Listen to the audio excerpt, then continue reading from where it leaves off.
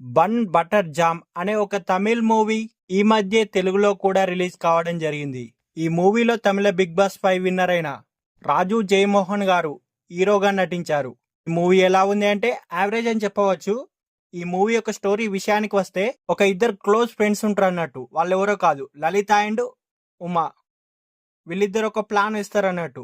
ప్రేమ వివాహాలు అండ్ పెద్దలు కుదిర్చిన పెళ్లిళ్ళు రెండూ కూడా విడాకులు ఎక్కువగా అవుతున్నాయని, ఎలాగైనా లలిత కుమారుడైన చంద్రు అలియాస్ రాజు జయమోహన్ ను తన అల్లుడు చేసుకోవాలని ఉమ కుమార్తె అయిన మధుమిత అలియాస్ ఆద్య ప్రసాద్ తన కోడలు చేసుకోవాలని లలిత నిర్ణయించుకుంటారు. అయితే అది పెద్దలు కుదిర్చిన వివాహంగా కాకుండా వాళ్ళిద్దరూ ప్రేమలో పడేటట్లు వాళ్ళు ప్లాన్ చేద్దామని అనుకుంటారు. మధుమితతో చంద్రు ప్రేమలో పడాలని తల్లి కోరుకుంటే మాత్రం అతనేమో కాలేజీలో వేరే అమ్మాయిని ప్రేమిస్తాడన్నట్టు. మధుమిత సైతం కూడా వేరే అబ్బాయితో ప్రేమలో ఉంటుంది. అయితే చివరికి ఒకరి ప్రేమ గురించి మరొకరికి తెలిసిందా, చివరికి ఎవరెవరు ప్రేమలో పడ్డారు, ఎవరెవరు పెళ్లి చేసుకున్నారు అనేది తెలియాలంటే మనం మూవీ చూడాల్సిందే.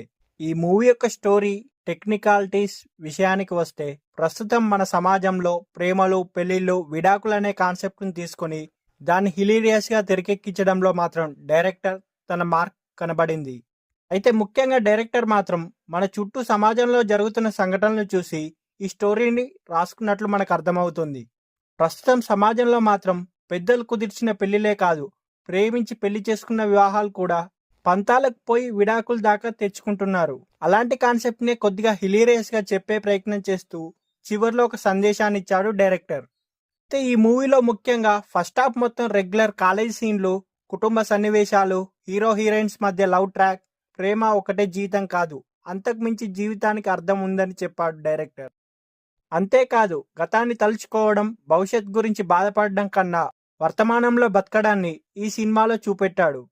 ముఖ్యంగా ఈ మూవీలో హీరోగా నటించిన రాజు జయమోహన్ మాత్రం తన నటనతో మెప్పించాడు. కొన్ని సీన్స్లో తడబడినట్లు కనిపించినా కానీ ఓవరాల్గా తన యాక్టింగ్తో మెప్పించాడు.